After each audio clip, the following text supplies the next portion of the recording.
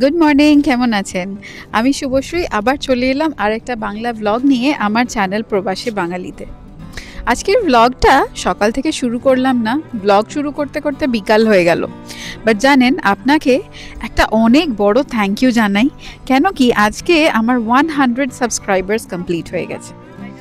আমার এত ভালো লাগছে যে 100 জন মানুষ আমার ভিডিওগুলো দেখে, আমার এত আনন্দ লাগছে যে আমি আপনাকে বলে বোঝাতে পারবো না।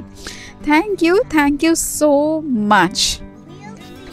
আজ রবিবার, তাই একটু ইচ্ছে হলো বিকালবেলা ফুল ফ্যামিলি সবাই মিলে একটু আনন্দ করি। লাস্ট উইক তো দেখেছিলেন আমরা নিউ ইয়র্ক গেছিলাম, তাই জন্য এই বাড়ির আশেপাশের যে টাইম কাটানো একসাথে, সেই জিনিসটা হয়ে ওঠেনি বেশ অনেক দিন।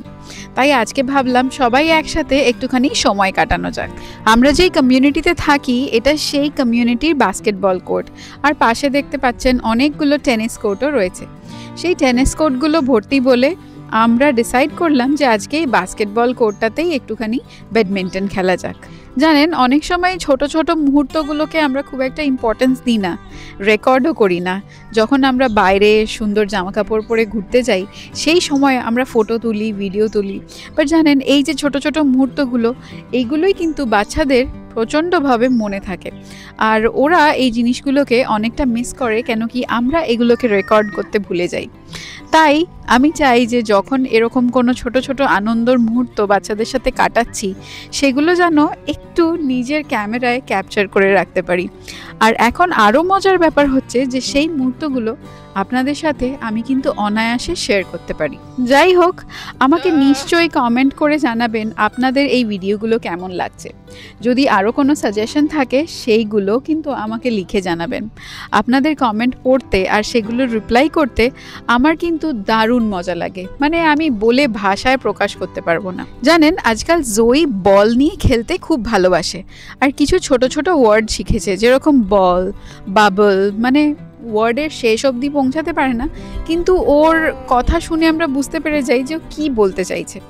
তো বল ছাড়া জয়ী বাইরে বেরোবে এটা ঠিক হয় না, তাই জন্য জয়ীর এই ছোট্ট বল নিয়ে দিদি আর জয়ীর পাপা শুরু করে দিয়েছে বাস্কেটবলে গোল করার জন্য। আর এখানে জয়ী খুব মজা পেয়েছে। অ্যাকচুয়ালি এই যে বাস্কেটবল কোর্টটা আছে আর মাটিটা, দুটোর মধ্যে বেশ একটুখানি ডিফারেন্স আছে, বুঝেছেন? তাই জন্য এটার ওপর পা দিয়ে বারবার না ধরে উঠতে পেরে আর নামতে পেরে ওর খুব খুব আনন্দ লাগছে। সেই জন্য সে বারবার এই নিউ স্কিলটাকে ট্রাই করছে। জানেন, ঠিক যেরকম আপনাকে বলছিলাম যে সানভি অনেক সময় বলে যে মামা মনে আছে আমরা যে সিঙ্গাপুরে থাকতে একসাথে খেলতাম, একসাথে পার্কে গিয়ে এরকম ব্যাডমিন্টন খেলতাম, বা কোনোদিনও একটা অন্যরকম খুব হাসির একটা ঘটনা হয়েছে, সেই সব কিছু তখন হয়তো সে 5 বছরের ছিল, 6 বছরের ছিল, সেগুলোর মনে পড়ে। আরও মাঝে মাঝেই আমাকে বলে যে মামা ওই দিনটার কথা মনে আছে, ওই দিনটার কথা মনে আছে। তো সেটাই বলছি যে যখন কোনো ছোট ছোট মুহূর্ত থাকে আমাদের মনে হয়তো সেই মুহূর্তে কোনো রকম দাগ কাটে না, বাট লেটার অন আমাদের মনে হয় বছরের পর বছর কেটে গেলে সেগুলো কিন্তু একটা গুড মেমোরিজে টার্ন করে যায়। যাই হোক, ঠিক যেরকম প্রত্যেকটা মায়েরই কথা থাকে, এই বাচ্চারা কিন্তু দেখতে দেখতেই অনেকটা বড় হয়ে যাবে। মানে সানভি যে আজকে 10 ইয়ার্স হয়ে গেছে, আমার তো ভেবে প্রচণ্ড রকম অবাক লাগে যে সেই বাচ্চা মেয়েটা কি করে 10 বছর বয়স হয়ে গেল। এই গাছগুলো দেখছেন এত সুন্দর লাগছে, এই লাল লাল ফলগুলো হয়ে রয়েছে। আমি কিন্তু এই ফলগুলোর নাম জানি না, কিন্তু দেখে মনে হচ্ছে যেন পেড়ে খেয়ে নিই, এত লোভনীয়। এই গাছগুলো আমাদের বাড়ির থেকে একটু দূরেই পুরো রাস্তার ধারে কি সুন্দরভাবে হয়ে রয়েছে। আমার মনে হয় কি জানেন, এই যে আশেপাশে হরিণ দেখা যায়, এই ফলগুলো হয়তো হরিণ টরিণই খায়। আমরা এখন যাচ্ছি এই বাড়ির পাশেই আইস হাউস বলে একটা আইসক্রিমের দোকান আছে, সেখানে আইসক্রিম খেতে। এটা মোটামুটি একটা রীতি হয়ে গেছে প্রত্যেক উইকেন্ডেই এই গরমের মধ্যে একবার না একবার আইস হাউসে যাওয়া। আজকে দ্রোণা যদিও বা বলেছে যে দুটোই আইসক্রিম নেব, কেন কি অনেক মিষ্টি থাকে আইসক্রিমে, কিন্তু দেখা যাক গিয়ে কি হয় শেষমেশ। একটা মজার ব্যাপার আপনার সাথে শেয়ার করি। কালকে ছিল শনিবার, আর কালকে আমার লাইফের প্রথম ড্রাইভিং লেসন ছিল। প্রচণ্ড এক্সাইটেড ছিলাম, বাট তার সাথে সাথে অনেকটা নার্ভাসও ছিলাম। এখন দ্রোণা রাস্তায় যেতে যেতে আমাকে এটাই বোঝাচ্ছে যে গাড়ি ঠিক কোন জায়গা থেকে গাড়িটাকে ঘোরাতে হবে, মানে রাস্তার কোন ঠিক পয়েন্টটাতে এলে পরে গাড়িটা ঠিকঠাক ঘুরবে, কার্বে উঠে যাবে না, আর এই সব ডিটেলস।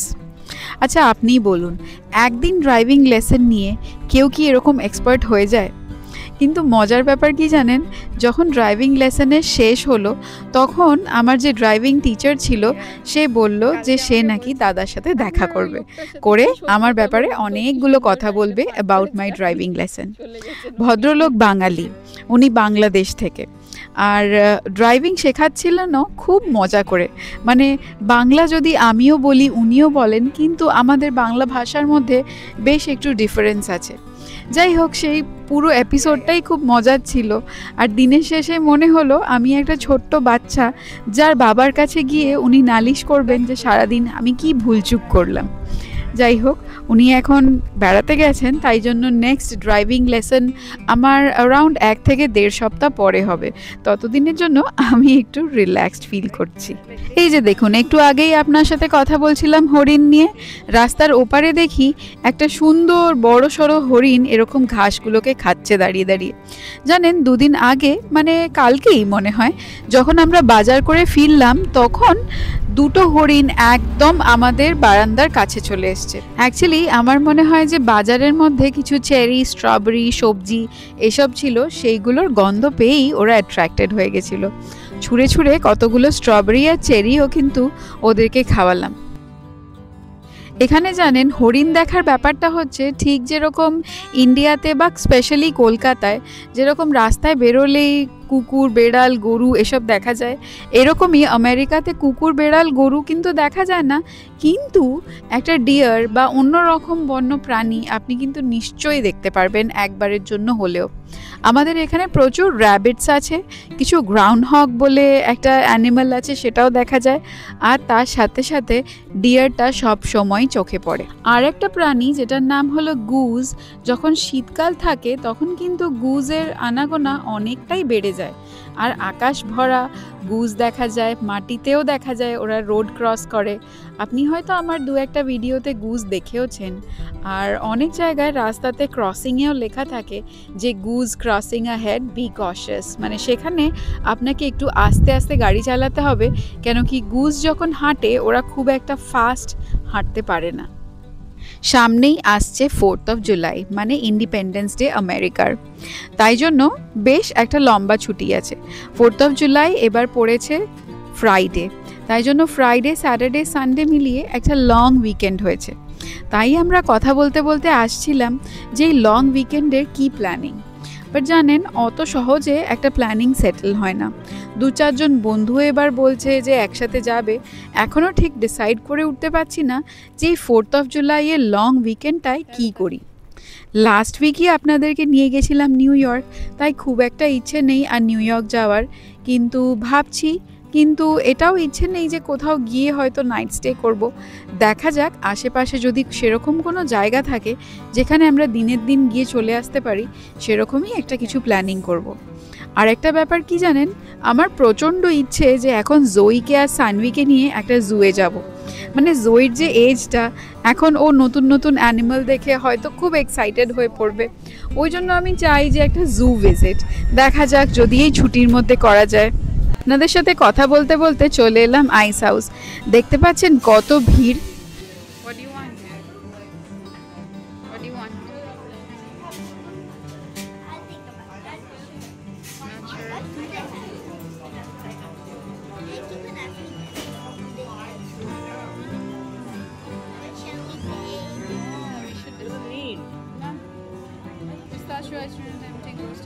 জিজ্ঞেস করো না, এটা কি মিন্ট ফ্লেভার আছে?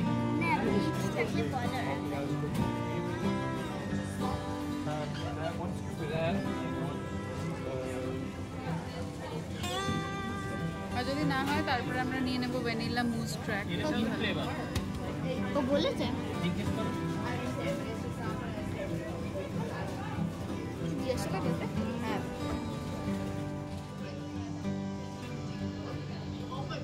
কেমন কেমন? নাইস।